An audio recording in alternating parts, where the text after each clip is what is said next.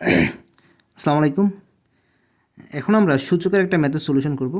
তো এখানে দেওয়া আছে a ইকুয়াল 2^1/3 প্লাস 2^-1/3। আমাদের দেখাতে হবে 2a³ মাইনাস 6a ইকুয়াল হচ্ছে 5। এখন খেয়াল করুন, আমাদের মান দেওয়া আছে a এর, কিন্তু সলিউশন আছে a³, অর্থাৎ আমরা a কে কিউব করে সলিউশনের দিকে আমরা আগাইতে পারি। ঠিক আছে, তাইলে আমরা সলিউশনে চলে যাই।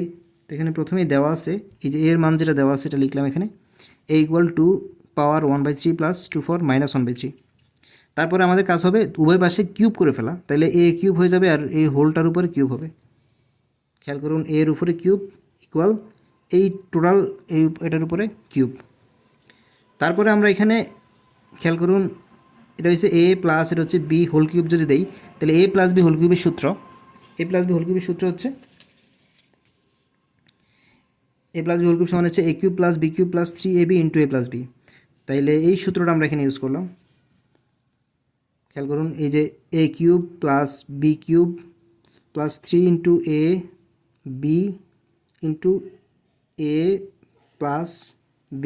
ঠিক আছে, এখন খেয়াল করুন পরবর্তী লাইনে আমরা এই যে 2^1/3 এটার উপরে আরও কিউব। ঠিক আছে, এরকম যদি হয় পাওয়ারের উপরে পাওয়ার, তাহলে দুইটা গুণ হয়।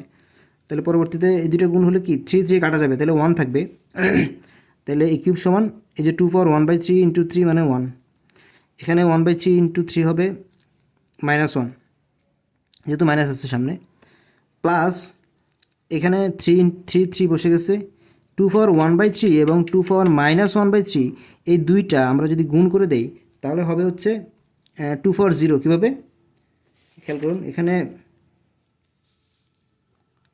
2^1/3 ইন্টু 2^-1/3, তাহলে 2 এই দুইটা পাওয়ারে, যেহেতু আমাদের দুই জায়গায় 2 আছে, তাহলে আমাদের পাওয়ারগুলো যোগ হয়ে যাবে, মানে 1/3 -1/3, এটা কাটা, তাহলে 2^0।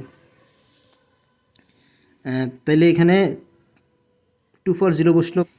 এখানে খেয়াল করুন 2^1/3 প্লাস 2^-1/3 এই জিনিসটার মান কিন্তু হচ্ছে a, এই যে a সমান 2^1/3 প্লাস 2^-1/3। তাহলে আমরা এটার জায়গায় এটা বসাতে পারি। ঠিক আছে, তাইলে এখানে খেয়াল করুন, এখানে আছে a কিউব ইকুয়াল 2^1 মানে হচ্ছে 2 প্লাস 2^-1 মানে হচ্ছে হাফ প্লাস 3a আর 2^0 মানে হচ্ছে 1। তাহলে 3 এর সাথে যদি 1 গুণ হয় তাহলে 3 থাকবে। এখন খেয়াল করুন, এখানে একটা ভগ্নাংশ আছে হাফ, তো এটাকে দূর করার জন্য আমরা এই ইকুয়েশানে 2 দ্বারা গুণ দিয়ে দিব।